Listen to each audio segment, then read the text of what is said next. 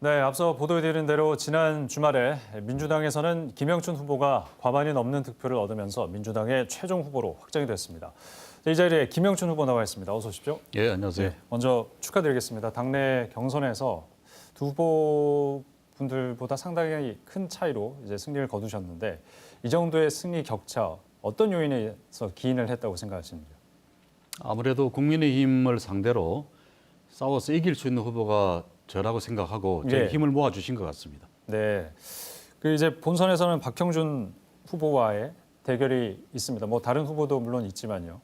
예. 이제 30일 정도 선거가 남았는데 역전을 자신하셨습니다. 네, 어떤 전략을 세우고 계신지 얘기해 주시면. 예, 선거 때 투표일 전 30일은 굉장히 긴 시간입니다. 네, 투표일 전에 2, 3일 사이에도 판세가 바뀌기도 하니까요. 이번 선거를 우리 부산 시민들께서 지난 20, 30년 동안 날개 없이 계속 추락만 해온 우리 부산의 현실을 직접 제일 잘 아시는 분들이 시민들이십니다. 네, 그분들께서 우리 부산을 살려내는 그런 시장 선거, 부산 경제를 부활시키는 그런 시장 적임자를 뽑는 선거라고 판단하신다 그러면 예, 힘 있는 집권 여당의 또 장관 경험을 가진 저 김영춘이 가장 적임자라고 판단해 주실 것 같습니다. 그게 네. 제가 승리할 수 있는 어떤 요체가 아닐까 생각을 합니다. 그 국민의힘 부산시당에서 네거티브 과거 매몰 선거 하지 말자 이렇게 공동 선언까지 제안을 했는데 거기에 혹시 응하실 생각도 있으신 겁니까? 무슨 의도로 예. 그렇게 하는지는 잘 모르겠습니다. 네, 공인으로서 과거의 행적, 말이나 행동에 대해서 설명해야 될 부분들을 제대로 설명하는 일, 예, 이런 게 네거티브가 될 수는 없겠죠. 예, 그런 점에서 정책 검증과 함께 공인으로서 행적 검증 또 철저히 해야 된다고 생각을 합니다. 그 앞으로 토론회 과정에서 그런 부분에 있어서는 네거티브로만 보지 않고 검증할 건 검증하겠다 예, 이렇게 물론이죠. 일을 하겠습니다. 알겠습니다. 이 문재인 정권 집권 4년 차에 치러지는 시장 보궐선거고 전임 오거돈 시장 문제로 치러지는 이 선거이기 때문에 쉽지 않은 선거임은 분명해 보일 것 같습니다. 거기다가 또 하나의 뭐 좋지 않은 그런 요인이 하나 발생을 했는데 전임 시장의 그 친인척 가덕도 투기 의혹 건까지 지금 나오고 있거든요. 야당의 공세가 좀 예상이 되십니까? 어떻습니까? 그리고 어떤 식으로 네, 좀 이미 공세를 대응을 하고 하실 있죠. 건지요? 예, 어떤 식으로 대응하시겠습니까? 뭐 제가 어떻게 대응한다기보다는 제가 시장이 되면은 네, 취임을 하면 바로 전임 시장이든 누구든 예. 상관없이 부산시의 전 공직자 또 부산시와 관련된 공공기관의 직원들을 포함해서 예, 부동산 투기 혐의자가 있으면 발본색원하겠습니다. 그래서 법의 책임을 묻겠습니다. 이 선거 과정에서의 어떤 문제제기나 이런 부분에 대해서는 뭐 어떤 전략 같은 게 있으십니까? 어떤 식으로 민주당의 입장이라든지 이런 부분이 있습니까? 그 문제에 갖고서 전략이 있을 건 없죠. 예, 제가 지금 말씀드리는 대로 민주당은 또 저 김영춘은 어떤 형태로든 부동산 투기를 용납하지 않는 그런 정책과 자세를 갖고 있습니다. 네, 같은 당 소속의 전임 시장이라도 혹은 우리 부산시 공직자들이라고 하더라도 예. 철저히 불법 투기에 대해서는 책임을 물을 것입니다.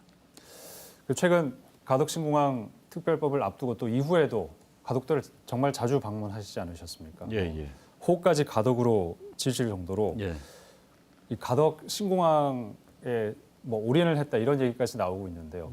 근데 너무 거기에만 이제 빛을 집중하다 보니까 다른 공약들이 어떤 것들이 있는지 좀 다른 공약들은 흐려지는 게 아닌지 이런 우려는 없으십니까? 그리고 지금 만약에 좀 더 이렇게 부각하고 싶은 공약이 있으시다면 어떤 게 있을지 얘기해 주시죠. 제가 국회 사무총장을 맡고 있다가 누가 봐도 불리한 이 보궐선거에 뛰어든 이유는 예, 가덕 신공항만이라도 성사시켜낼 수 있다 그러면은 제가 설령 희생이 되더라도 상관없겠다 그런 마음으로 뛰어들었습니다. 네, 다행히 성공을 했죠 이미. 예, 가덕 신공항 특별법이 2월 달에 통과가 되는 상황에서 제 의도는 1차적으로 성공을 했습니다. 네, 근데 왜 우리가 그렇게 가덕 신공항에 목을 매답니까? 부산 경제가 또 경남 경제, 울산 경제가 지금 날이 갈수록 점점 경쟁력을 상실하고 추락하고 있습니다. 이런 부울경 지역 경제, 좁혀서 부산 경제를 되살려내기 위해서는 첨단 산업업종으로 대전환이 일어나야 됩니다. 예, 또 부산의 기존 산업들도 보다 고도화되고 경쟁력 있는 그런 산업으로 더 발전해야 되거든요. 그러자 그러면은 24시간 경제공항의 존재가 필수적입니다. 이런 24시간 경제공항 없이 부산 경제가 다시 되살아날 수 있다고 기대할 수 없었기 때문에 예. 가덕도 신공항에 목을 매단 거고요. 가덕공항 이외에도 저는 2030 엑스포 유치를 위해서 정부 여당과 함께 총력전을 펼칠 예정입니다. 네. 30년에 엑스포를 유치하게 되면은 부산 지역에 5천만 명 이상의 관광객이 국내외 관광객이 몰려올 것이고 예. 우리 지역 경제 발전에 큰 도움이 될 겁니다. 또 원도심과 북한 지역에 경제 자유구역을 새로 확대 지정을 해서 첨단 산업 업종과 해외 기업들까지 부산으로 불러들여서 여기서 글로벌 비즈니스의 중심 지구로 만드는 그런 작업을 통해서 좋은 일자리를 많이 만들어낼 그런 각오로 있습니다. 알겠습니다. 뭐 1년이 조금 넘는 임기입니다. 정확하게 1년 2개월 정도 되는 임기. 사실 물리적으로 그 많은 것들을 해내기에는 좀 부족한 시간이 아닐까 이런 지적이 있을 수 당연히 있는데 어렵죠. 그래서 이번 부산시장 보궐선거 중요성, 예. 의미를 좀 얘기해 주신다면. 제가 지금 말씀드린 가덕 신공항의 조기 착공, 예. 2030 엑스포 유치, 또 북한과 원도심을 국제 경제 비즈니스 중심지구로 만드는 일, 이런 일들은 1년 사이에 이루어지기 어렵습니다. 네. 그러나 이런 일들을 이루어내기 위한 계획과 시간표를 확정하는 작업은 1년 사이에 충분히 할 수 있습니다. 제가 시장이 되면은 민주당이 지배하고 있는 국회와 네. 문재인 정부와 함께 이런 부산 발전을 위한 부활의 청사진과 시간표를 확정짓는 시장이 되겠습니다. 알겠습니다. 자, 이제 한 달 남은 이 시간 어떤 식으로 선거운동을 좀 전개해 나갈 것인지 계획이 있으시면 얘기해 주시고 마치겠습니다. 결국 전공법밖에는 없겠죠. 우리 부산은 서울과 비교하면은 서울서 보궐선거가 있습니다만은 시민 1인당 총생산이나 총소득이 서울의 60% 수준에 불과합니다. 예. 제2도시라 그러지만 사실 말이 제2도시지 이미 경제력에서는 인천에도 밀리고 있는 그런 도시가 되었거든요. 네. 이런 우리 부산의 현실을 시민들이 잘 알고 계십니다. 장사를 해도 이제 해가 갈수록 너무 안 된다고 아우성 치시는 우리 자영업자분들, 뭐 대학도 정원 미달로 문을 닫지 않습니까? 네. 큰 어려움을 겪고 있지 않습니까?